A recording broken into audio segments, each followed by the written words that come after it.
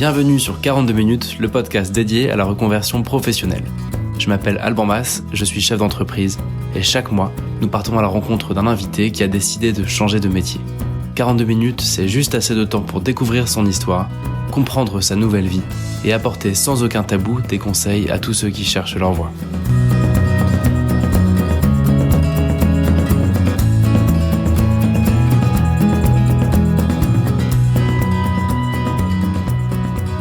Très heureux de vous retrouver pour ce 5e épisode. Merci d'être de plus en plus nombreux à suivre ce podcast que vous pourrez retrouver comme toujours sur nouvellevipro.fr. Donc je vous rappelle, c'est le portail de la reconversion professionnelle en France avec tout ce qu'il faut savoir sur la reconversion.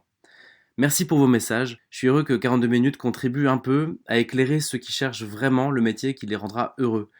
Je trouve qu'en France, on a pas mal de cynisme sur le sujet. J'entends beaucoup de gens qui disent « mais c'est normal de pas aimer son job, c'est normal qu'un boulot alimentaire ce soit un peu chiant ». Non, c'est pas normal du tout. Je pense que c'est tout à fait possible de trouver un job qui soit fait pour nous et qu'en plus, c'est assez facile. Il suffit d'être complètement déterminé et très patient. Donc c'est justement le cas de Pierre que j'ai eu la chance d'interviewer aujourd'hui. Pierre, c'est un ami, mais c'est aussi un parcours qui nous montre que c'est ok de ne pas savoir, de tâtonner, de se chercher et de prendre le temps jusqu'à trouver enfin sa place. Alors je vous laisse vous installer à sa table et découvrir son histoire.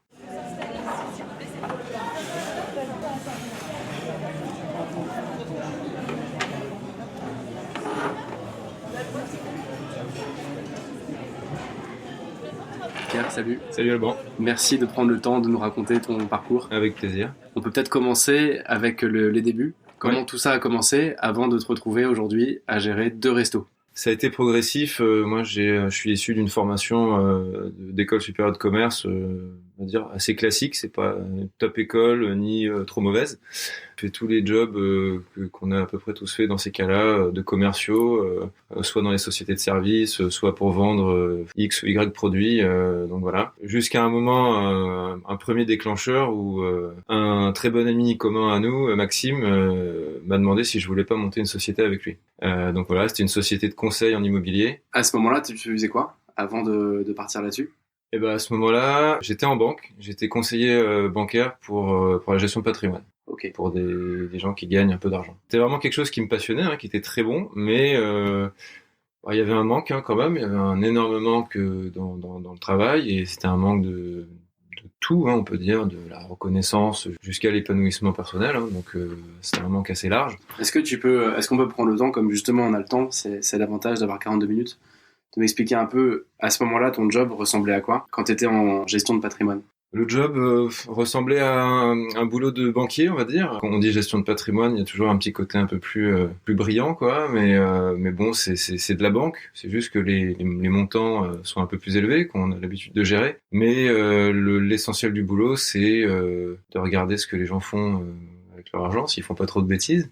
C'est surtout d'accorder des emprunts, d'accorder des crédits. Donc je montais des dossiers de crédit toute la journée. C'est pareil qu'on s'occupe d'une personne qui gagne un SMIC qu'on s'occupe d'une personne qui gagne 30 000 euros par mois. Okay. Je schématise volontairement parce que ça se joue à des détails. Vraiment le boulot, ça va être du gros boulot d'administratif, de la paperasse, du bureau, du bureau. Et là donc t'as Max, un pote, qui te propose de monter une boîte d'immobilier. Et donc voilà, Max avait cette idée-là depuis quelques temps. Il voulait vraiment, il avait ce projet en tête qui mûrissait. Et j'ai eu la chance qu'il vienne me chercher parce que clairement c'est pas moi qui serais allé monter ma boîte. J'avais pas forcément l'envie, pas forcément le besoin, pas forcément posé la question de le faire non plus. C'est grâce à lui que j'ai pu passer justement cette première étape de monter sa boîte. Donc c'est à force aussi de discuter avec lui, avec d'autres, de dédramatiser toute la partie je saute le pas. Je pense que c'est ce qui est le plus important, c'est toujours de se dire je rêve de faire ci, je rêve de faire ça, si j'en avais le temps, je ferais ci, je me lancerais, je vivrais de ma passion, machin. Grâce à lui et à d'autres, mais à force de s'entourer des bonnes personnes. Alors s'entourer des bonnes personnes, c'est s'entourer des personnes qui nous inspirent. Donc forcément, si on a envie de monter une boîte, c'est mieux de s'entourer de personnes, d'entrepreneurs qui ont déjà monté leur boîte. Ouais, c'est ce qui t'est arrivé. Exactement. Donc forcément, ces gens-là t'inspirent. C'est bête à dire, mais si on s'entoure que de gens qui sont salariés depuis 40 ans, ils vont forcément avoir peur de monter une boîte, ils vont trouver tous les mots qui vont faire que il faut pas le faire. Faut choisir aussi, faut entre guillemets refaire un peu son entourage en fonction de son envie. Donc voilà, il m'a motivé, on l'a lancé, ça m'a aidé à passer ce premier pas, de me dire enlever ce blocage dans la tête, de se dire je me jette à l'eau, voilà. C'est un move que t'aurais pas fait seul C'est un move que j'aurais pas fait seul. à ce moment-là. En fait. Non, Ouais.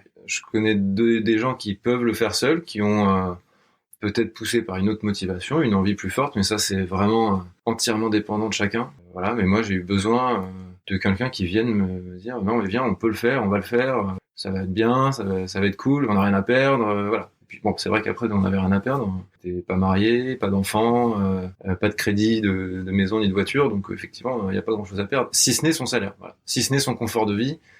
Et on perd sa zone de confort, quoi. Donc c'est ça, je pense, que ce que les gens ont le plus peur de perdre, même si derrière on se cache derrière tout le matériel. Perdre la zone de confort, c'est ce qui nous fait tous le plus peur, quoi. Donc forcément, quand on sait que le CDI est signé, que ça roule, même si on n'est pas bien dedans, toujours le côté confort qui nous retient à dire non, je vais quand même pas quitter ça. Et donc là, vous lancez Ever Invest, donc qui s'appelait Investicity à l'époque, je crois. Exactement. Donc Investicity, c'est passé sur Ever Invest. Donc vraiment l'avantage de cette expérience pour moi, ça a été de faire sauter tous les blocages ou tous les verrous qu'on peut se mettre, de les faire sauter un par un. C'est-à-dire qu'il faut aller chercher des clients, il faut les démarcher, il faut être sûr de ce qu'on vend, il faut un minimum de confiance en soi, parce que quand on est seul représentant de sa propre société, si on n'a pas confiance en soi, on vendra rien à personne. Tu peux réexpliquer rapidement pour ceux qui connaissent pas encore la boîte? C'était de l'investissement dans de l'ancien, dans de l'immobilier ancien, clé en main. C'est-à-dire que nous, on faisait toute la partie chasse de l'appartement, toujours avec un objectif de rentabilité. En fait, l'idée de base, je reviens un peu en arrière, mais l'idée de base, c'était d'allier les compétences de Maxime, qui étaient qui étaient venues du monde de l'immobilier, et les miennes, plus du monde de la gestion de patrimoine, donc de la finance, et du coup de proposer aux particuliers, au client final, un produit complètement clé en main. Donc il achète un peu comme ce que font les marchands de biens, d'acheter un appartement ou une maison entièrement à retaper, l'acheter pas cher, la retaper entièrement, la louer ou la revendre avec une plus-value ou avec un rendement sur de la location. Donc nous on se chargeait de tout, avec une recherche de l'appart, la signature, l'accompagnement chez le notaire, tout ça, la recherche même du crédit, la rénovation avec toute une équipe d'entrepreneurs, des architectes d'intérieur pour faire un truc vraiment canon, et la mise en location. Donc on accompagnait vraiment jusqu'à la remise des clés et le premier locataire à l'intérieur pour lui prouver que le rendement qu'on lui avait promis est bien au rendez-vous. Voilà. C'est que ce qu'on vendait était réalisable et faisable. Donc c'était ambitieux. Sûrement, c'était vraiment l'idée de Maxime qui avait germé dans sa tête. Même moi, au début, c'est lui qui m'a convaincu, donc clairement. Et après, comme tu dis, pour se lancer, peu importe dans quoi, faut être convaincu de ce qu'on va faire. Peu importe ce qu'on veut faire, c'est ça. Si t'es pas convaincu, si toi t'es pas à 200% sûr de ce que tu veux proposer, faut peut-être attendre, faut peut-être être sûr d'être sûr. Mais il y a un moment, de toute façon, faut y aller et faut se lancer. Et ça veut dire, tu le sens, quoi. Exactement, t'as la confiance de le faire. Voilà. C'est que les gens te disent ça va le faire, ça va pas le faire. De toute façon, ça c'est évident. Tout le monde a un avis sur tout, donc pourquoi pas le prendre. Mais après, il y a un moment où on s'en fout, quoi. Faut y aller, et faut le faire. Si on sent qu'il faut le faire, faut le faire.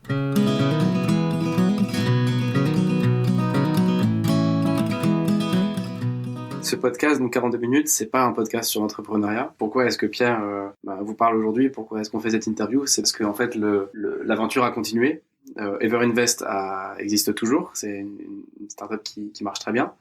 Et toi, Pierre, t'as continué ta réflexion? Oui, moi, j'ai fait ça. J'ai travaillé 2 ans avec Maxime, et voilà, il y a eu un moment où j'ai été moins. C'était pas ce que j'attendais. Voilà, ça m'a pas apporté ce que j'aurais imaginé que ça m'apporte. Voilà, j'ai monté ma boîte. Alors il y a le côté hyper sympa de dire.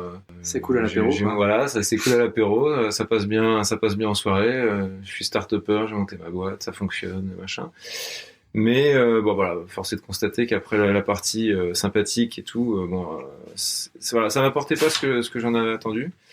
Et par contre, voilà, la comparaison avec Maxime, c'est que lui était complètement emballé par ce qu'il faisait. C'était assez clair pour moi de se dire, voilà, d'une manière ou d'une autre, c'est mieux que lui continue l'aventure. En plus, on est très très bons amis, donc ça s'est passé très très bien.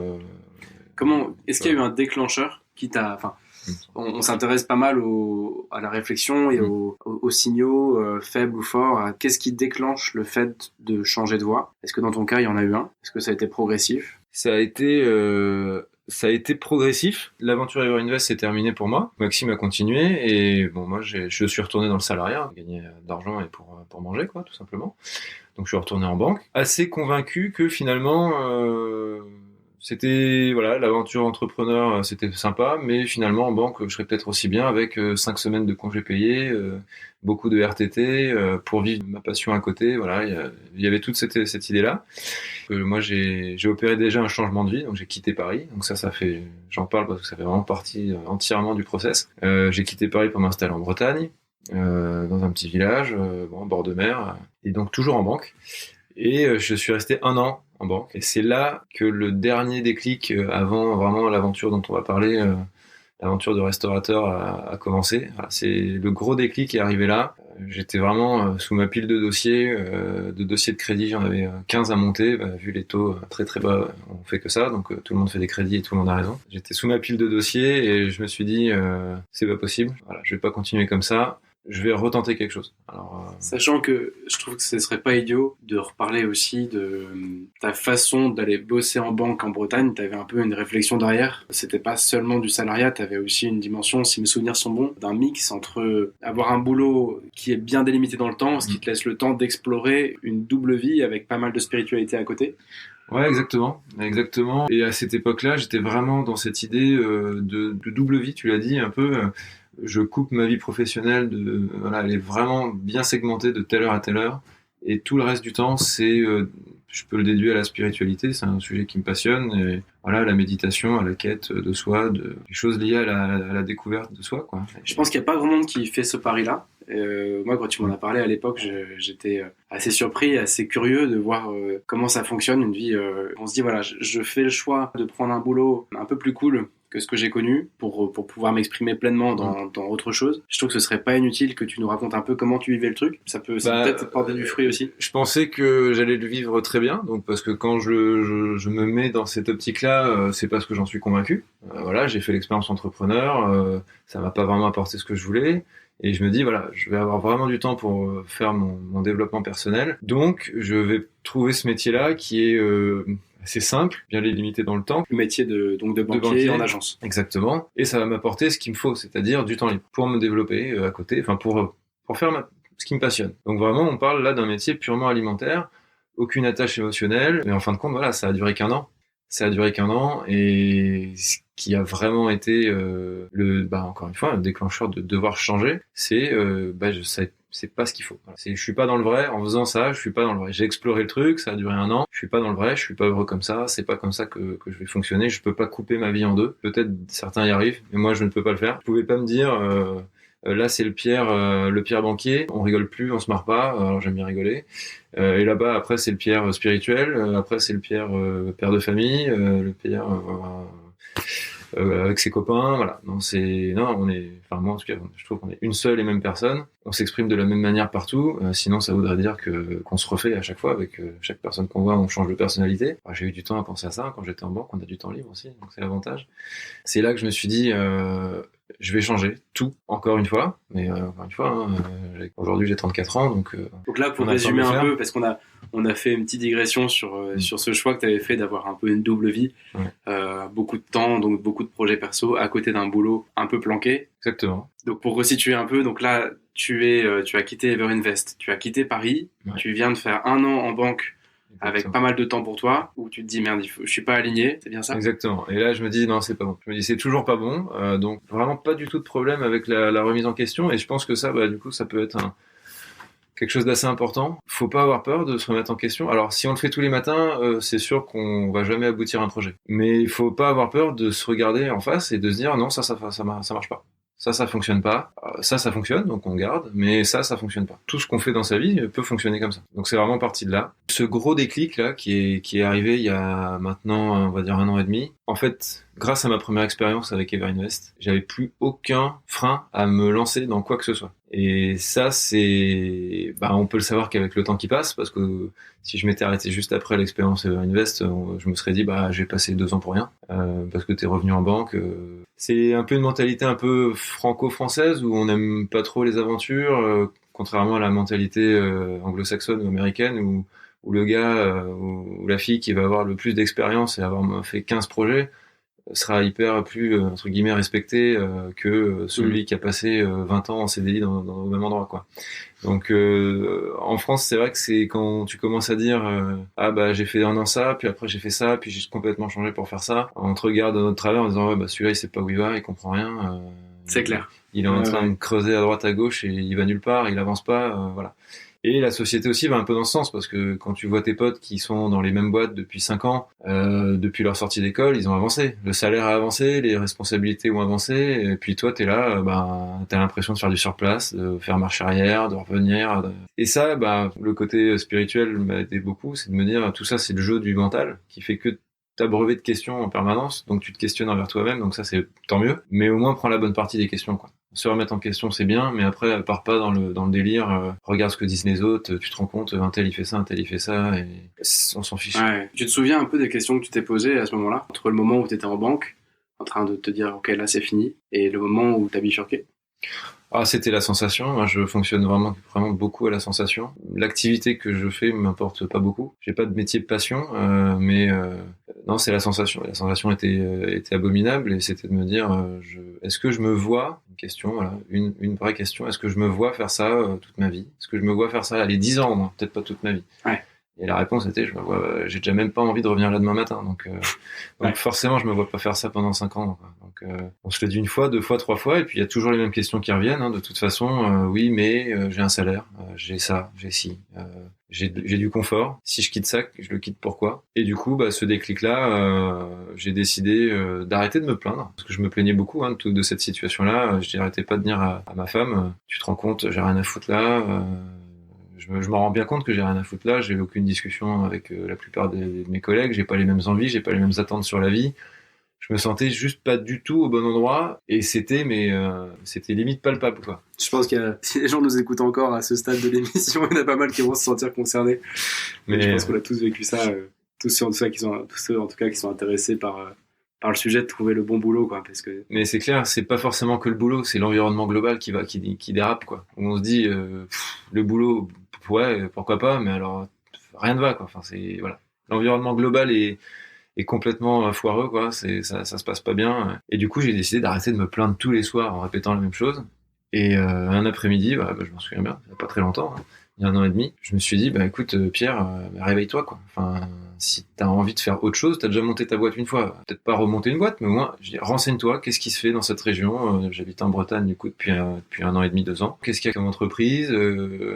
Commence déjà à faire ta première recherche au lieu de passer ton temps à te plaindre. Vraiment, c'était le truc où je me disais, cherche quelque chose avant de te plaindre. Déjà, quand tu auras cherché, et si tu n'as pas trouvé, tu pourras dire, dans cette région, il n'y a rien. Ouais. Mais au moins, j'aurais cherché. En fait, c'était vraiment le déclic, le départ. Ce qui est vachement intéressant, c'est que j'ai l'impression que si tu n'avais pas créé une boîte 2 ans avant, tu aurais cherché un boulot. J'aurais changé de boulot, exactement. Et là, tu as vu une sorte un peu de dépucelage avec ton expérience entrepreneuriale 2 ans avant. Le mot est un peu fort, mais... Ouais. Tout à fait. Qui fait que tu as cherché un boulot, mais plutôt, pourquoi pas, où tu serais ton propre boss, quoi. Ouais. C'est pour ça qu'il y a la partie professionnelle. Maintenant, si j'essaie toujours d'éviter ce genre de termes maintenant, de dire vie pro, vie perso.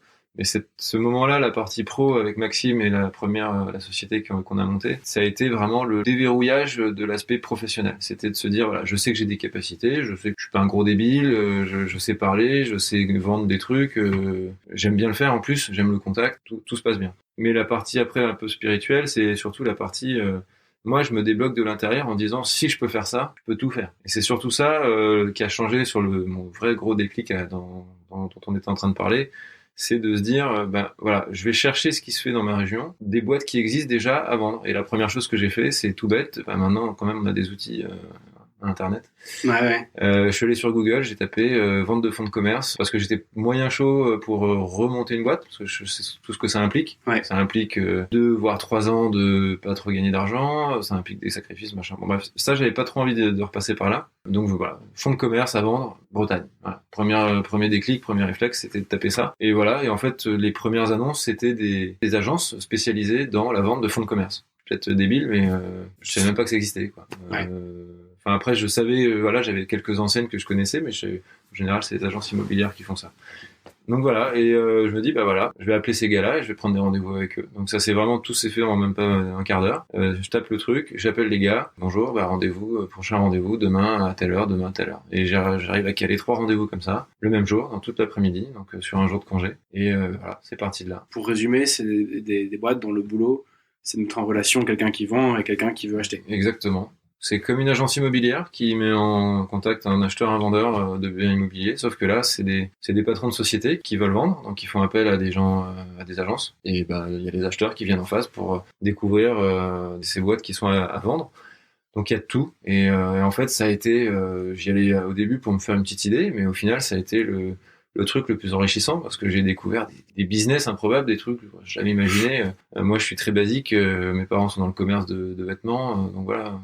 Commerce de vêtements, commerce de fruits et légumes, banquier, charcutier, boulanger, enfin voilà. Mais non, il y a une multitude de métiers, il y a une multitude de sociétés qui se montent, qui se vendent et qui marchent très très bien. Et voilà, en faisant un de ces rendez-vous-là, j'ai super fité avec un mec avec qui on plaisante, à qui je lui explique vraiment ma démarche, mon parcours, et en gros je leur donne les clés du camion, quoi, en lui disant trouve-moi un truc par rapport à ce que je te dis. Parce que je sens que le mec est vraiment bon. C'est comme un très bon vendeur. Tu lui dis quoi concrètement? Le cahier des charges, c'était quoi? Le cahier des charges, c'est j'ai tel âge, j'ai mis un peu d'argent de côté, je pense avoir une tête assez bien faite pour pouvoir faire ça, mais pas assez pour faire ça. Enfin, en gros, voilà, je le cadre un petit peu.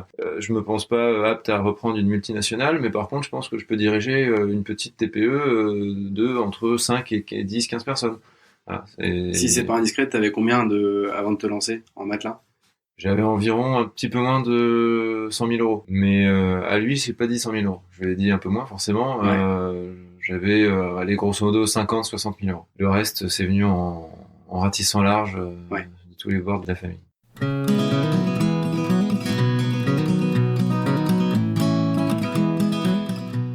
Il arrive à me présenter plein de projets. Très sympa au niveau chiffres. Mais donc de l'argent que ça génère, etc. Parce que bon, il y a le côté passion, il y a le côté je veux, mais bon, on est aussi là pour gagner de l'argent. Surtout quand tu rachètes un fonds de commerce. Ouais. Exactement, donc on va devoir faire un emprunt à la banque, tout ça. Donc le but c'est quand même de gagner de l'argent. Et ça fit pas au niveau des boîtes qui me proposent. Je vais même pas les visiter parce que ça me chauffe pas. Quand le gars te montre des bilans, des comptes de résultats, t'as ce qu'il te faut pour les interpréter? Ou tu te sens complètement au point pour lire entre les lignes et faire un avis? Non, je suis pas assez expert pour ça. Je les comprends, je les comprends, ça y a pas de problème. Mais par contre, lui, il était. Alors après, on trouve de tout. C'est comme dans tous les métiers, des bons, des moins bons. Il faut savoir aussi très très bien s'entourer. Si on a quelqu'un dans sa famille qui est expert comptable ou qui travaille dans le contrôle de gestion ou voilà, qui a l'habitude d'éplucher des bilans, ou un banquier qui s'occupe des affaires professionnelles, c'est très très bien éplucher un bilan et en 10 secondes, il n'y a pas de problème. Donc faut toujours se faire aider. De toute façon, prendre des décisions. Au final, on est le seul décideur final, mais on peut s'être fait aider de 25 personnes pour arriver à notre décision. Ouais. Il faut pas avoir honte de ça. Et du coup, bah là, j'ai pas eu. Lui était très bon, comme je te l'ai dit, j'ai fité avec lui, je lui ai fait confiance. Et je lui ai dit non, voilà, les boîtes un peu bancales, moi, j'ai pas la. Comment dire, il y en a. Hein. D'ailleurs, elles sont moins chères parce que c'est un peu bancal et c'est des boîtes à redresser. Mais moi, j'ai pas l'expérience, je me sentais pas assez bon. C'est ce que je te disais dans la partie cadrage. Je lui ai dit ces boîtes-là, moi, j'en veux pas. Je me sens pas assez bon, j'ai pas assez d'expérience de me dire je vais racheter une boîte qui marche pas et je vais la redresser. J'avais pas du tout cette fibre-là. C'était vraiment non, je veux la boîte qui tourne bien, qui est à vendre pour X ou Y raison. Après, il y a divorce, départ en retraite, changement d'activité, voilà, X raison, mais pas pour une raison liquidation judiciaire ou un truc comme ça. Et du coup, on y vient, il me propose un restaurant. Donc, moi, je lui avais dit tout au début de l'entretien. Je lui ai dit tu me donnes tout sauf de la restauration parce que j'ai sûrement pas envie de faire restaurateur parce que j'avais en tête tous les affreuses choses qu'on peut dire sur la restauration, hein, aucune vie de famille, du travail 100 heures par semaine, ce qui est pas faux, mais bon on va y revenir, mais voilà, j'avais tous ces a priori en tête, donc c'était tout sauf ça. Et puis finalement il me montre une super société, un restaurant que je connais très bien au bord de mer, qui a 5 minutes de chez moi. Je sens le truc clairement. Ça veut dire que tu visites le resto? Avant même de visiter le resto, parce que comme je te disais, je voulais pas perdre mon temps à aller visiter, sinon on peut aller voir 50 boîtes. Ouais. Donc j'en parle beaucoup avec mon épouse et Ouais, puis elle me fait confiance, mais elle voit qu'il y a un truc en plus là-dedans, quoi. Rien que d'en parler, j'étais super emballé. Pourquoi un restaurant? Mais c'était n'importe quoi. Mais j'étais là, c'était le bon moment, c'était le bon endroit. Dans ta famille, t'as pas de restaurateur? Jamais. Et pour l'anecdote, mon père pour lui, la restauration, il n'y a pas pire comme travail. Pourtant, lui, il a déjà le métier de commerçant où on travaille toute sa vie dans son commerce. Son père était charcutier traiteur, donc l'alimentaire, il connaissait déjà. Et il a vu, lui, son père se lever à 3h du mat pour faire les marchés toute sa vie. Donc il a dit, tu feras jamais ça, c'est pas possible, quoi. On a mûri le projet du restaurant en se disant, qu'est-ce que je veux faire avec ça et qu'est-ce que je veux pas faire. Donc, voilà. Je pense qu'on est arrivé à un moment où, encore une fois, je me base sur ma première expérience d'entrepreneuriat qui m'a permis de se dire quelles erreurs j'ai fait et si possible, on va éviter de les refaire. Pour éviter déjà de perdre du temps et là surtout en l'occurrence de l'argent parce que le restaurant coûtait quand même un petit peu de sous. Et ce que je veux pas faire c'est exactement ce qu'on dit des restaurateurs, c'est-à-dire je veux pas passer 100 heures par semaine dans mon restaurant. J'ai une vie de famille qui est en train d'être construite, il y a 2 enfants qui viennent de naître, donc comment allier tout ça? Du coup ça a été de se dire je vais faire, voilà, on s'est tout de suite donné des objectifs. Donc c'est ce qu'il faut faire, je pense, quand on veut monter une société, quand on veut racheter une société, voilà, quand on commence à se lancer dans quelque chose. C'est quel est l'objectif? Peut-être pas à 20 ans, parce qu'il y a trop de choses qui vont se passer entre temps, mais l'objectif moyen terme. Voilà. Le petit objectif à 5 ans, c'est quoi? Pour bien comprendre, t'es en train de parler de pourquoi on le fait ou de juste quel objectif on se donne d'un point de vue business? Bah là, c'est d'un point de vue business, parce que le pourquoi on le fait, c'était un peu avant, là, l'histoire du déclic, je suis pas assez bien dans ma vie, ça m'apporte pas ce que je veux. Après, voilà, une fois que t'as trouvé ce que tu veux faire et que t'as commencé à mûrir ton sujet, là, en l'occurrence, le mien, c'était, voilà, je vais acheter ce restaurant-là. Je sais que ça doit se faire. Enfin, tu le sens, quoi. C'était, ouais, il y avait, et puis bon, les étoiles étaient bien alignées aussi, quoi. Alors pourquoi, encore une fois, qu'est-ce que je fous dans un restaurant? J'en sais rien, quoi. Enfin, pourquoi je me suis intéressé à ça? Je sais pas, c'était comme ça. Les étoiles se sont bien alignées là-dessus. Et tout s'est débloqué, mais parfaitement bien l'autoroute était faite pour que je rachète ce restaurant. Ça s'est fait super vite. Donc, à ce point-là, c'était qu'est-ce que je veux faire et qu'est-ce que je veux pas faire. Et c'est surtout ça qui était important, c'est l'objectif, c'est quoi avec ça? C'est devenir restaurateur, c'est-à-dire d'aller en bosser en cuisine, c'est de le développer, c'est de rester dans celui-là, c'est d'en faire d'autres, voilà. Donc, dès le début, tu as décidé un peu de ta feuille de route. Exactement. Pour ce projet. Exactement. De se dire, voilà, je veux pas devenir restaurateur. Ma femme non plus. On se donne 1 an à temps plein dans le restaurant, donc en bossant par contre là vraiment beaucoup, pour comprendre le métier entièrement. Parce que forcément, on rachète une société qu'on connaît pas, peu importe ce qu'on fait, faut comprendre ce qu'on fait. Donc voilà, on s'y est mis, on n'est pas plus bête que les autres. Donc les acheteurs, les fournisseurs, comment on vend, qu'est-ce qu'on fait comme produit, comprendre ces produits, etc. Le recrutement, les salariés, voilà, il y a 6 salariés à l'année, 15 l'été. Donc ça fait quand même une petite équipe à gérer. Et de là, de se dire, voilà, on se donne 1 an pour mettre en place une direction. On ne va pas nous bosser dedans, mais on va mettre un directeur en place dans ce restaurant qu'on rémunérera avec un salaire de direction, en l'intéressant comme un directeur au résultat de l'entreprise. Donc voilà, tout ça, c'est vraiment la feuille de route de se dire, voilà, l'objectif, c'est ça, à 1 an. Alors, après, encore une fois, la théorie est là, et puis après, la pratique arrive. Et la pratique, soit elle fait aller plus vite, soit plus lentement, soit elle fait dévier, bifurquer, mais en tout cas...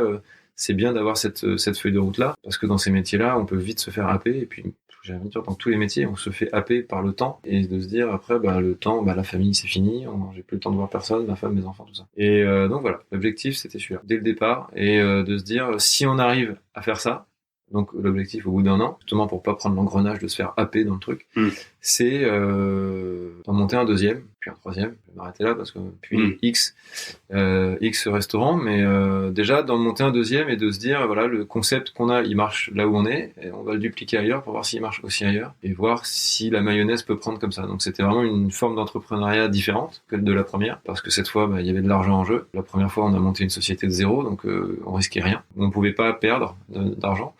Là, clairement, on pouvait en perdre beaucoup. Mais ce qu'on ressent, c'est qu'en fait, même s'il y avait de l'argent en jeu, le truc, t'as l'impression que ça pouvait presque pas foirer, même si évidemment que oui. Ouais. Mais parce que le truc se fait naturellement et tu suis tu suis ce qui doit se faire, quoi, presque. Exactement. Alors ça peut encore foirer, ça peut toujours foirer. Mais l'essentiel, c'est... On sentait tellement bien, je sentais tellement bien le coup que je disais à Laure, même si on se plante, c'est là qu'on devait se planter. Ouais. C'était tellement énorme comme truc, ce que tu dis, il y aura pas de regret, parce que, voilà, ce que je viens de dire. Si on se plante, c'était le bon endroit pour se planter, parce que c'est parfait, c'est là qu'on doit aller. Regarde, tout s'ouvre devant nous, c'est l'autoroute, quoi. On est obligé de le racheter, ce truc-là. C'était les improbabilités faisaient que il y a une chance sur 10 000 qu'on arrive là, et on y arrive. Et en plus, il y avait plein d'acheteurs autour qui se battaient pour avoir le truc. Et il nous revient à nous sans forcer, quoi. Ça a été vraiment sans forcer. J'ai l'impression d'être accroché à une voile de kitesurf, une voile géante de cerf-volant qui me tracte à 2000. Et le seul truc que j'ai à faire, c'est de m'accrocher. Mais c'est la seule chose qui me restait à faire. C'était pas comme on dit, il faut déplacer des montagnes, il faut machin, il faut truc. C'était vraiment de s'accrocher aux branches parce que on est sur le bon chemin et ça se voit, ça se sent. Donc au bout d'un moment, même s'il y a de l'argent en jeu, après voilà, chacun va réagir différemment, mais voilà, c'était pas le sujet, quoi. C'était il y a de l'argent, on met toutes nos économies dedans. Voilà. C'est dur de théoriser là-dessus, mais il y a quand même l'effet, je me prends des portes tout le temps et il y a rien qui marche. Et il y a forcément un lien entre ça et le fait de pas être à sa place. Et à l'inverse, dans ce que tu dis, on sent quand même une sorte d'alignement personnel, professionnel. Les qualités, les défauts, enfin tout se met un peu en marche et plus ou moins aligné, et t'as l'impression d'avoir une sorte de un peu un no-brainer, quoi, comme on dit, comme tu dis, ça pousse, c'est dur, mais c'est exactement ça. C'est la mécanique, comme tu dis, la mécanique, c'est vraiment première fois et pour l'instant la seule fois de ma vie où ça se passe comme ça, c'est la mécanique s'emboîte parfaitement, où je me rends compte que pour une fois mes expériences du passé vont vraiment me servir pour de vrai, quoi. C'est pas le truc où tu essayes de te dire pour te rassurer ah ouais, ce que j'ai fait il y a 5 ans, t'as vu, hein, ça m'a servi. Bien celui-là. T'as vu, hein, ça m'a vachement servi aujourd'hui. Et puis voilà, c'est le truc pipeau au possible. Là, c'est vraiment la première fois où tout s'est vraiment mis en place. Tu peux limite le palper en toi quand en tout cas t'as passé 10 ans ou 15 ans ou plus à chercher ta voie, il y a jamais au bon endroit au bon moment, quoi. Et de te dire voilà, là ça y est. Ouais, là ça y est. Et puis je vais donner un exemple aussi qui m'avait frappé. C'était mon premier CDI, j'étais commercial dans une société de services informatiques, donc je vendais des commerciaux quand même, je vendais des hommes, hein. C'était super comme tu plaçais des consultants. Voilà, donc mon job c'était de placer des consultants, donc on le disait vulgairement, moi je vends des gens. On est vraiment au sommet de ce qui peut être le plus dérangeant à faire, de négocier le tarif d'un mec, enfin voilà, c'était assez compliqué à gérer, ça m'a pas du tout plu. Et j'avais un très très bon pote qui était tellement bon dans ce qu'il faisait, parce qu'il était parfaitement aligné à sa place, quoi. Et c'était énorme de le voir. Il était très bon dans ce qu'il faisait. Il avait 22 ans et il parlait avec des gus qui en avaient 45-50 et il n'y avait aucun problème. Ouais, il était à sa place. Il était totalement à sa place. Personne n'a jamais remis en cause son âge. Et le fait de le voir comme ça, j'observais ce gars-là et je me disais, mais voilà, ça ressemble à ça d'être à sa place. CDI, CDD, start-upper ou que sais-je, c'est aucune importance. C'est juste, voilà, je vois ce gars-là, il est là, il est parfait, il est à sa place. Ça m'est resté tout le temps jusqu'à aujourd'hui et ça restera tout le temps. De se dire, c'est pour ça aussi que j'avais arrêté la première entreprise avec Maxime, de se dire voilà, c'est pas parce que je l'ai monté que je suis arrivé au bout, non, ça convient pas. Je sais ce que c'est que d'être, j'ai vu ce que ça donnait que d'être parfaitement aligné à sa place. Clairement, c'est pas moi, quoi. Donc bon, on peut passer à la suite tout de suite, quoi. Ouais. Donc voilà, petit retour en arrière. Hyper intéressant.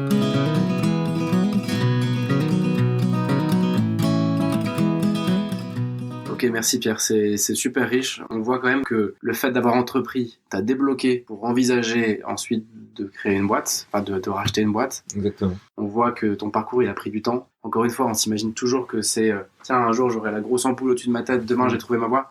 Non, c'est 5, 10, 15 ans. Ouais, et puis moi c'est 5, 10, 15 ans. Pour d'autres, ça peut être la grosse ampoule, ça peut venir comme ça, en 2 jours.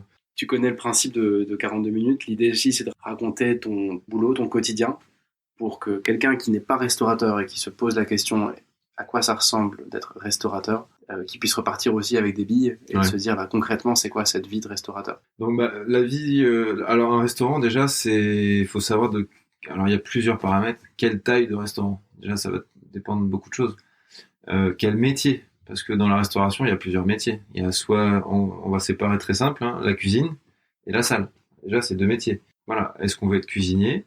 Est-ce qu'on veut être chef de salle, directeur? Est-ce qu'on veut être entre guillemets plus actionnaire en retrait? Voilà, tout ça c'est des questions à se poser. C'est pas parce que voilà, je vais un peu couper l'herbe sous le pied de certains qui ont peut-être des rêves, mais c'est pas parce qu'on sait faire un bon ragoût qu'on va pouvoir tenir un restaurant. Je dis ça parce que j'ai quelques clients bien agréables qui vont me dire vous êtes un foutu de faire ça, moi je le fais mieux que vous chez moi. C'est pas parce qu'on sait faire à manger pour sa famille qu'on va pouvoir faire manger 200 personnes tous les jours. C'est vraiment 2 métiers différents. Encore une fois, on peut être passionné de nourriture, passionné de cuisine, mais pas forcément se dire c'est restaurateur mon truc. Pour moi, c'est assez basique, hein, mais c'est essentiel. Ce qui compte le plus, voilà, pour savoir comment va être défini ton emploi du temps, c'est la taille de ton restaurant. va dire très simple. Et je vais choisir un exemple qui n'est pas le mien, mais un exemple qu'on retrouve énormément en restauration. C'est le petit format, on va dire crêperie ou pizzeria, le format en couple. Madame est devant, monsieur est au fourneau, ou l'inverse. C'est quelque chose qui s'ouvre à deux, en couple, qui va fonctionner sur les personnes qui sont dedans, c'est-à-dire que voilà, toi, patron d'un restaurant comme ça, tu sais que tout repose sur toi. Le jour où tu es malade, il n'y a pas de restaurant qui s'ouvre. Le jour où ta femme est malade, si elle est enceinte, tout repose sur ta personne. Ça veut dire que tu as de droit à rien en fait. T'as pas le droit d'être malade, t'as pas le droit d'avoir envie de prendre un congé, t'as pas le droit d'avoir besoin de faire autre chose tel jour parce que t'as le mariage de ton meilleur pote ou X ou Y raison. Tout repose sur toi. Et du coup, c'est vraiment ce format-là qu'on voit le plus, le couple, mais le couple est bloqué dedans du coup. Ça marche très bien, mais c'est voilà, amusant. il faut savoir dans quoi on s'embarque. Quand on trouve des vrais passionnés dans ce métier-là, parce qu'il y a beaucoup d'heures à passer, déjà les heures de service elles paraissent courtes comme ça. Il faut savoir qu'un service qui commence à midi, la cuisine arrive à 9h, ça fait déjà 3 heures qu'ils sont en train de bosser. Une fois que le service est terminé, la cuisine, ils sont encore là pour nettoyer leur cuisine. Et les gars de la salle, c'est la même chose. Ils sont là avant pour nettoyer le restaurant, et ils sont là après pour renettoyer le restaurant, pour préparer le service qui vient. Donc l'amplitude d'un service va durer peut-être 1h30, 2 heures à midi, entre midi et 14h. Mais en temps passé, c'est peut-être 6 ou 7 heures. Pour un service. Pour un service. Donc déjà, ça calme. Et il y a 2 services par jour. Et il y a 2 services par jour. Et il y a 7 jours par semaine. Et du coup, on fait vite le calcul et ça commence à peser assez lourd. On comprend pourquoi c'est un métier qui est usant. Et voilà, c'est un exemple assez simple. Ça fonctionne très bien. On peut parler rémunération. Rémunération sur ces modes-là, ça fonctionne très très bien. Il y a que 2 personnes, c'est les 2 patrons qui sont dedans. Il n'y a pas de salariés à payer à côté. Toute la production dépend d'eux. Du coup, forcément, il faut bien qu'il y ait un retour sur investissement. Pas mal d'argent qui se fait dans ces cas-là. Voilà. C'est quand le restaurant fonctionne bien, quand c'est bien géré. Tu penses, pour ceux qui nous écoutent, ceux qui font le choix de la jouer un peu à la dure comme ça, pour tout maîtriser et puis pour être au maximum rentable en étant moins libre, ils peuvent espérer gagner combien par mois avec un resto qui marche normalement On peut... Un petit resto qui marche, qui tourne normalement. On va donner des chiffres assez ronds, on va dire arriver à un chiffre de 200 000 euros avec un restaurant ouvert à l'année, c'est vraiment loin d'être exceptionnel, hein, c'est bien, c'est un petit resto, voilà, qui tourne. Je pense qu'une rémunération à 80 000 euros est bien envisageable, quoi. Donc voilà, le ratio chiffre d'affaires rémunération est quand même assez élevé. Donc voilà, c'est un des gros avantages aussi. Mais t'as pas de vie. Il y a une vie professionnelle assez intense, voilà, prenante, intense. C'est sûr que si on a des projets de famille, si on est un peu jeune et qu'on madame tombe enceinte, on fonde une famille, voilà, c'est plus compliqué.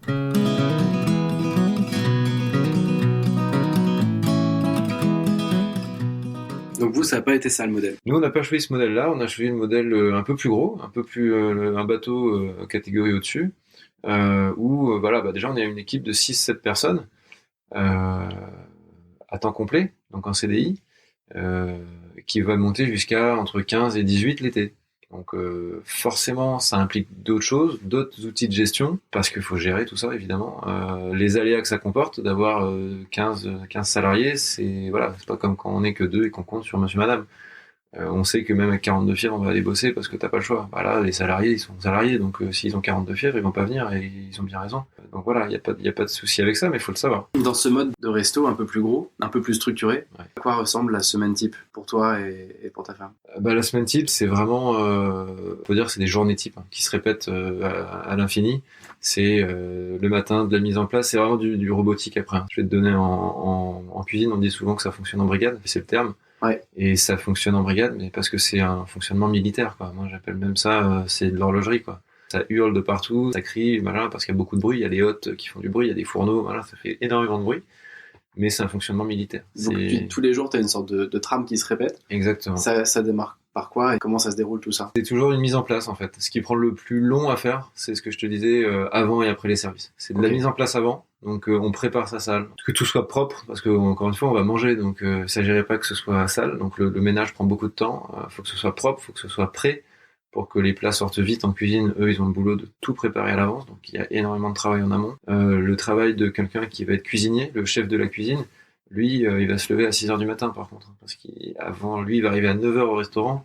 mais il va faire ses courses entre 7 et 8. T'achètes des poissons, bah, ça va être à la criée du coin, et la criée, c'est pas à midi qu'il y a des poissons, c'est à 7 heures le matin, ou aller acheter chez le boucher, tout ça. Donc tout ça, c'est des métiers où il faut se lever très tôt. Donc voilà, déjà une amplitude horaire de peut-être 15 heures sur une journée. Ouais, ça va démarrer à 6 heures du mat avec le les chef achats, on va qui dire. va acheter les produits, Exactement. et ça se termine avec le ménage de 23 heures, quoi. Exactement. Le cycle d'un service va se reproduire 2 fois par jour. Et Ok. ça va être à peu près toujours la même chose. Préparation, service, nettoyage et repréparation pour le service du soir. Et c'est reparti. Ton quotidien, t'as un peu de gestion, un peu de compta, un peu de marketing, t'as un peu autre chose aussi, ou t'es quand même à fond dans ta cuisine tout le temps, dans ton resto? Moi, j'ai tout de suite pris le parti de me positionner plus comme un actionnaire que comme on va dire, le patron de bar ou le patron de restaurant qu'on a un peu tous en tête, un peu bourru derrière son comptoir. Tu connais tout le monde. Voilà, bon, si vous pouvez me voir physiquement, c'est pas trop mon physique d'être bourru derrière son comptoir. J'ai pas le physique du pilier de bar, ni la mentalité. Du coup, voilà, je me suis pas du tout positionné comme ça dès le départ. Connaître tout le monde, ça c'est cool, si, ça fonctionne bien, hein, c'est agréable, hein, c'est des petits villages, c'est le côté plaisant du métier, de voir beaucoup de monde tous les jours. Mais par contre, moi, j'ai mis l'accent sur la partie gestion. Voilà, on a un restaurant qui génère un chiffre d'affaires très conséquent, et qui dit chiffre d'affaires conséquent dit forcément du contrôle. Et le plus important de mon métier aujourd'hui, c'est de contrôler ce qui se passe dans le restaurant. Pour moi, même à partir de 5, 6, 7 salariés, on ne va pas être derrière chaque personne pour savoir qu'est-ce que fait chaque personne, c'est pas possible. Donc il faut mettre en place des outils de contrôle. Et ça fonctionne pour un restaurant, ça fonctionnera pour toute autre société. C'est comment je mets en place des outils de contrôle. On parle pas de flicage, mais de contrôler, par exemple, les achats. Là, on est sur un métier d'achat-revente. Alors, j'achète de la matière première, donc de la nourriture, que je transforme, que je revends. Et ça me génère une marge. Et c'est cette marge qui va permettre de payer mes salariés, payer mes charges, et à la fin, me payer. Donc, si déjà, dès le départ, j'achète mal. Quand je dis j'achète mal, c'est j'achète trop cher. Ça veut dire que déjà, le premier pas, il est raté. Si j'achète trop cher, ça veut dire que je vais devoir vendre plus cher, que je vais me mettre à dos une partie de ma clientèle, mettre à dos que je verrai jamais une clientèle qui viendra jamais. Voilà, c'est l'engrenage qui se met en place. Sauf si je décide d'ouvrir un restaurant gastronomique, où là, évidemment, je suis sur des produits qui coûtent un peu plus cher, c'est des produits plus nobles, etc., etc. Voilà. Donc, la première étape, c'est d'acheter bien. Acheter bien, voilà, faut contrôler 15 personnes. Je suis pas là à savoir qui a acheté quoi. Les volumes d'achat sont absolument énormes, donc il faut les outils de contrôle. Donc tu crées des modèles, en fait. Le tableur Excel devient un grand ami. Encore une fois, il faut se faire aider. Moi, je suis pas un comptable de base, je suis pas un contrôleur de gestion, donc j'ai une petite culture financière qui me permet de comprendre les grandes largeurs, mais pour rentrer dans le détail, j'ai vraiment eu besoin de me faire aider, et je me suis fait aider de personnes qui avaient déjà implémenté ces systèmes-là dans leurs hôtels ou leurs restaurants. D'accord, ouais. Le quotidien d'un resto, tu nous l'as décrit. Ton quotidien à toi, c'est un mix entre la gestion et ce que tu as décrit avant. Le quotidien de cette année, c'est un mix, parce que on a fait le choix de la première année d'être dedans et en même temps préparer la suite. Donc aujourd'hui, je fais les deux. Mais passé le premier été, donc le premier coup de bourre, je me suis mis en retrait tout de suite dès le mois de septembre, où j'ai été beaucoup moins en restaurant. Donc ça veut dire que j'ai pris des gens en plus pour travailler. Ce qui veut aussi dire que je me paye moins. C'est aussi un choix, hein. On peut pas continuer à beaucoup se payer si on n'est plus sur la surface de vente, entre guillemets. Donc ça paraît bête, mais faut l'avoir déjà intégré dans ses calculs personnels, hein. Si j'ai un prêt à rembourser ou quoi, le prêt il s'arrête pas. Donc voilà, faut avoir prévu ça.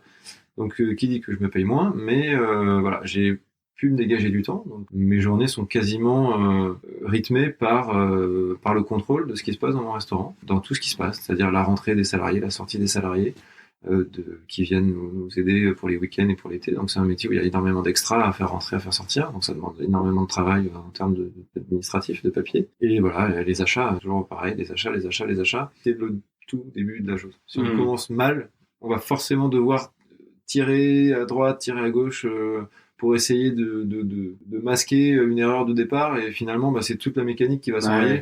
Alors que si dès le départ on achète bien, derrière la cuisine elle peut construire une carte sympathique avec un prix abordable, et puis voilà, tout se passera bien. Mais voilà, après faut voir qu'est-ce qu'on met dans une assiette. Le métier de restaurateur, c'est de faire manger les gens, donc faut qu'il y ait assez à manger. Faut pas tuer sa marge aussi en faisant des volumes astronomiques dans des grosses assiettes qui finalement repartiront à la poubelle. J'allais dire, c'est un peu basique, mais j'ai beaucoup de connaissances qui sont tombées aussi dans cet extrême-là, de se dire ma passion c'est de faire à manger. Par contre, les calculs, les marges, c'est pas du tout ça, quoi. Et ça peut être un conseil que je peux donner comme ça, mais beaucoup de gens qui ont des restaurants aujourd'hui, qui sont propriétaires de restaurants, sont des gens qui ont vraiment monté les échelons petit à petit, donc qui ont commencé à la plonge à 16 ans, qui ont été être cuisiniers à 17-18 ans, et puis après seconde cuisine, chef de cuisine, et puis un beau jour, ils ont réussi à se lancer, à monter leur resto. Alors c'est parfait, sauf qu'il n'y a aucune notion de comptabilité, aucune notion de gestion derrière. C'est quand même un métier qui génère énormément de flux, énormément d'argent, énormément de trésorerie. Donc si on n'a pas les bases, un minimum, ça sert à rien d'être dans le détail, mais les grandes largeurs, des grands volumes, on peut très très vite se planter ou avoir au contraire les étoiles dans les yeux et voilà, et se planter aussi. Mais faut piloter quoi. Il faut gérer. Avant tout, un restaurant, c'est une société. On oublie, mais c'est une société. Il y a des coûts, il y a des charges fixes, variables. C'est une société. C'est plus glamour parce qu'on fait à manger et puis on donne du plaisir aux gens. Mais faut gérer ça. De mon point de vue, professionnaliser ce côté-là. Sur la partie comptabilité, forcément, on va dire un cuisinier, va faire de la compta, il va rigoler, il va dire mais pourquoi faire, tu rigoles quoi. Quand on veut passer le cap d'être patron, pour moi c'est indispensable. Et ceux qui se plantent parce qu'ils ont zéro notion de ça. Et ça c'est quasiment 100%, tout le temps.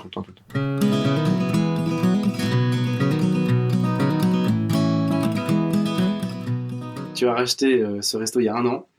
Exactement. La cabane à crabe, parce qu'on n'avait pas nommé. C'est exactement ça, la cabane à crabe à Binic. Et aujourd'hui, avec le recul, qu'est-ce qui est différent dans le métier que tu fais aujourd'hui par rapport à ce que tu avais imaginé il y a 1 an ou 1 an et demi quand tu as commencé à graviter autour de ce projet-là? Le gros point positif, c'est que tout ce que j'avais imaginé s'est déroulé. C'est-à-dire je suis quasiment plus dans le restaurant. J'y vais évidemment, mais j'y vais pas pour faire le service. Donc quand j'y suis, c'est pour faire plein d'autres choses. Des rendez-vous fournisseurs, des découvertes de nouveaux fournisseurs, de nouveaux produits, voilà, d'accueillir des nouveaux salariés. Mais voilà, je ne suis plus sur la surface de vente du tout. Donc je suis complètement dégagé des services.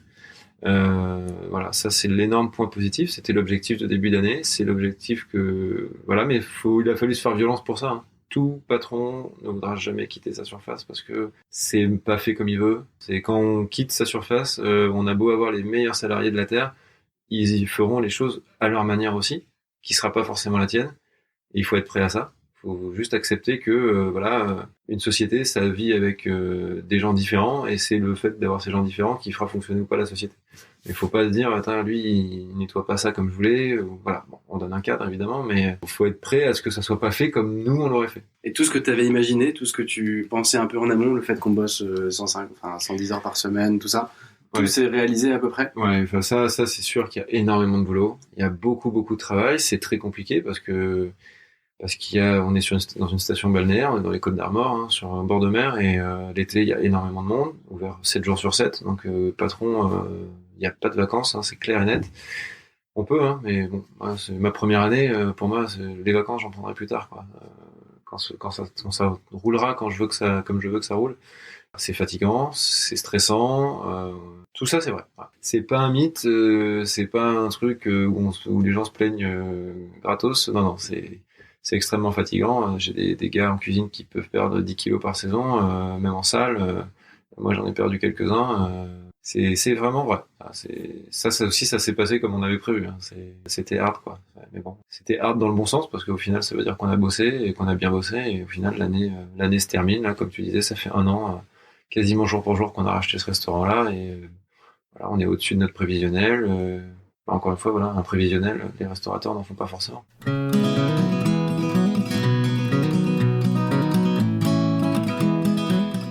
Avec le recul, quel est l'aspect de ce job qui te plaît le plus? Moi là, sans hésiter, c'est la liberté que j'ai à faire ce que je fais. On parlait au début de l'interview d'être un peu plus aligné et de moins segmenter la vie pro, la vie perso, la vie de famille, la vie machin, la vie de couple.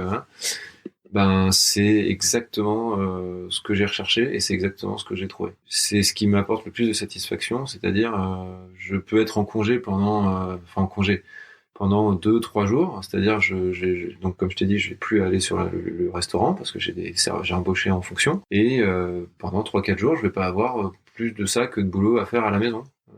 Donc ça veut dire que peut-être du lundi au jeudi, je vais être peinard à la maison à faire ce que je veux faire, autre que le travail. Donc voilà, liberté énorme. Mais par contre, ça implique aussi que le samedi soir, si un de mes serveurs m'appelle en me disant il y a du monde, faut descendre, je vais descendre. Et il sera 21h30 ou 22h, mais je vais le faire avec vraiment énormément de plaisir parce que c'est vraiment ce à quoi je m'attendais. Je ne segmente pas le truc. Le dimanche midi, s'il faut y aller, je vais y aller. Je m'en fous complètement. Je ne segmente pas ma vie du lundi au vendredi avec juste le samedi dimanche de repos et hop, je reprends ma vie pas cool de travail le lundi au vendredi en attendant comme tout le monde avec la larme à l'œil le vendredi qui arrive pas d'ailleurs parce que ça passe pas assez vite. Donc voilà, c'est ma plus grosse satisfaction, c'est que mes semaines elles veulent rien dire en fait. Mes semaines, il n'y a pas de semaine. À l'inverse, avec le recul toujours, quel est l'aspect du boulot qui est moins fun, le truc vraiment pas cool, s'il y en a un bien sûr. Ouais, il y en a. Le moins fun, c'est le recrutement. Voilà, c'est un métier, on en parle énormément à la télé, tout ça. C'est un métier où il y a un gros problème de recrutement et on a du mal à trouver les salariés qu'il faut parce que tout ce que je viens de dire, hein, c'est exigeant, c'est pas facile. On a pas mal de petits jeunes qui viennent pour un premier job d'été, qui viennent de passer leur bac à 17-18 ans et qui se disent ouais, je vais être serveur au bar du coin, ça va être super chouette. Et en fait, ils découvrent un boulot d'une rudesse assez extrême et au bout d'un moment, il y a pire, hein, mais bon, c'est pas non plus le bagne, mais c'est dur. Beaucoup se font surprendre et voilà, il y a un gros souci à ce niveau-là, c'est recruter les bonnes personnes, trouver les bonnes équipes, puis faire face à tous les aléas que ça comporte d'avoir 15 salariés, une quinzaine de personnes, quoi. Donc forcément, il y a des gens qui vont venir, qui vont pas venir.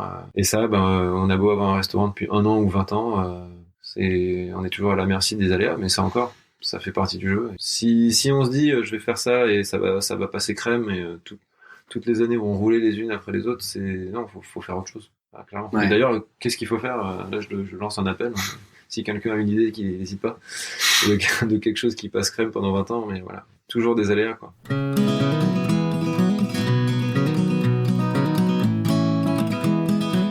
On a quand même pas mal échangé, c'est hyper riche, merci encore. Pour finir, je te demanderais bien de me partager un peu les conseils, t'as un petit peu de recul. C'est le début, ça fait 1 an, mais t'as quand même pas mal de recul. De toute façon, t'as bossé 3 fois plus qu'un boulot normal, donc c'est comme si t'avais 3 ans de recul. Quel conseil tu pourrais donner à quelqu'un qui veut se lancer? Alors, j'ai pas tellement envie de dire se lancer en tant que repreneur de boîte, parce que t'es restaurateur quand même aujourd'hui. Donc partons sur quelqu'un qui voudrait se lancer dans un projet de restauration. Quel conseil tu pourrais lui donner, toi qui as fait le pas, sur un resto par exemple de la même taille que le tien, intermédiaire? C'est assez simple, on va dire, c'est des conseils qui peuvent être appliqués à un peu toutes les autres boîtes. C'est voilà, je veux acheter un restaurant. Et encore une fois, moi je trouve que c'est professionnaliser un peu sa démarche, l'intellectualiser peut-être un peu plus que je sais tourner des crêpes, je veux voir une crêperie, peu importe où, je m'en fous. Non, c'est vraiment s'intéresser à son projet complètement, c'est-à-dire voilà, qui sont mes concurrents, est-ce qu'ils sont loin, qu'est-ce qu'ils proposent, si j'en ai. On parle de la Bretagne, voilà, il y a quelques crêperies en Bretagne. Hein. Qu'est-ce qu'elles proposent, toutes ces crêperies? À quel prix? Quel produit? Parce qu'on trouve de tout. Il faut trouver de la crêpe un peu gastro, un peu plus chère, et voilà, de la crêpe un peu resto ouvrier, où on va manger beaucoup moins cher, et voilà, mais il y en a pour tout le monde. Encore une fois, il n'y a pas de bon ou de mauvais concept, j'ai envie de dire, c'est juste, est-ce que ça répond à un besoin, ou est-ce que ça répond pas à un besoin? On va se dire, c'est plus glamour d'avoir un gastronomique qu'un restaurant ouvrier, mais bon, un restaurant ouvrier qui fait 400 couverts, voilà. Donc, à quoi ça correspond? La partie gestion, deuxième conseil, c'est ça. Hein, il faut, voilà, même si on est un bon cuisinier et tout, il faut savoir faire de la gestion. Il faut connaître les grandes masses, les grands volumes, les grandes largeurs de la comptabilité. Et voilà, qu'est-ce que j'achète, combien je le vends, qu'est-ce qui reste à la fin, qui est-ce que je peux embaucher. Est-ce que finalement, au lieu de me sortir, je vais dire une bêtise, 60 000 euros à la fin, enfin tout en salaire. Si j'embauche un extra qui va me coûter sur l'année 10 000, est-ce que finalement je préfère pas m'asseoir sur 10 000 euros, faire bosser quelqu'un pour moi me donner un peu de soupape? Quelqu'un qui connaît pas ça, tu lui recommanderais de se faire aider, de s'entourer, quoi. Il faut s'entourer, mais ça peut être très simple. Hein, ça peut être un bon expert comptable. Hein, ça va pas. Encore une fois, on ne cherche pas de rentrer dans le détail. On n'est pas des financiers. Un bon expert comptable avec qui on a un bon feeling peut donner 2-3 conseils et ça suffit. Ça suffit largement.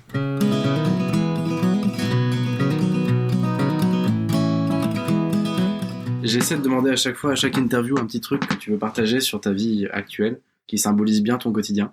Ce serait quoi pour toi? Bah écoute, moi je peux te montrer, c'est une application que j'ai sur mon téléphone. Ça c'est l'application en fait qui est liée à la caisse enregistreuse, donc qui me fait un reporting en temps réel de tout ce qui se passe. Donc là tu peux voir, il est 21h21, donc on est en plein service. Je vois mon chiffre d'affaires, je vois qu'est-ce qui a été offert ou qu'est-ce qui a été remisé à des clients. Donc, n'étant pas dans le restaurant, je peux me demander pourquoi vous avez offert ça, qu'est-ce qui s'est passé.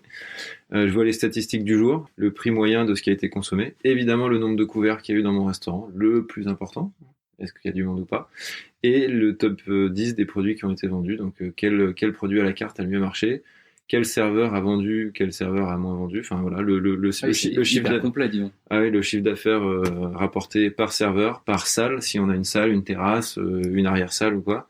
Et voilà, et l'évolution sur la journée. Voilà, donc cette appli, c'est mon meilleur ami. C'est avec lui que je maîtrise tout.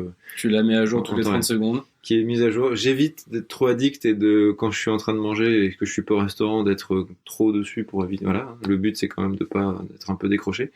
Mais ça m'aide à suivre exactement ce qui se passe chez moi et même si j'y suis pas. Donc c'est vraiment c'est génial, quoi.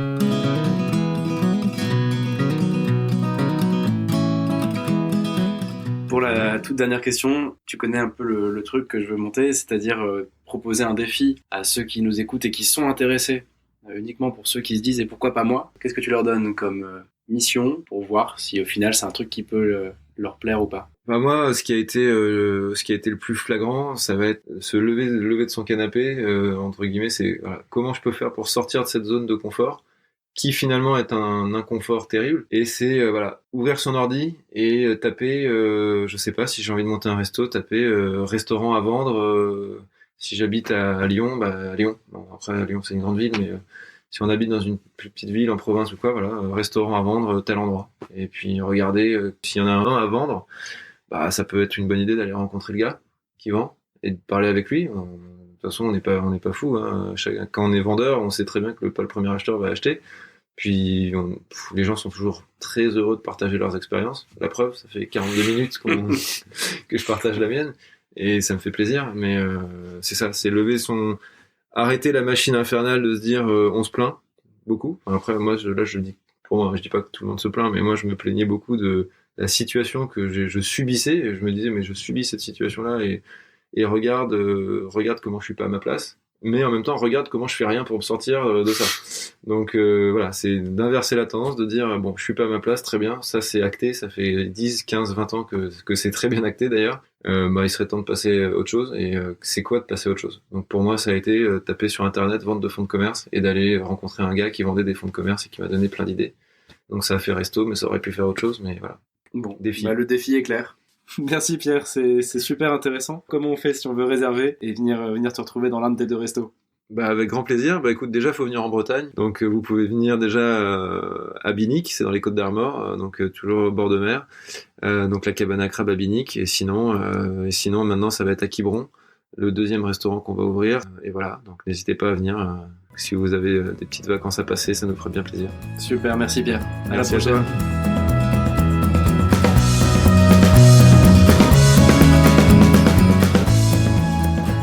C'est la fin de cet épisode, j'espère que ça vous a plu. On se retrouve dans 15 jours avec une nouvelle interview. D'ici là, n'hésitez pas à me laisser un commentaire sur Apple Podcast qui sert un peu de boîte mail en fait. Ou alors sur le groupe Facebook, vous pouvez rejoindre 42 minutes pour trouver sa voie sur Facebook. Un groupe fermé pour mettre en réseau tous ceux qui ont besoin de contact pour avoir des réponses sur des métiers. Voilà, à dans 15 jours et d'ici là, éclatez-vous dans vos boulots.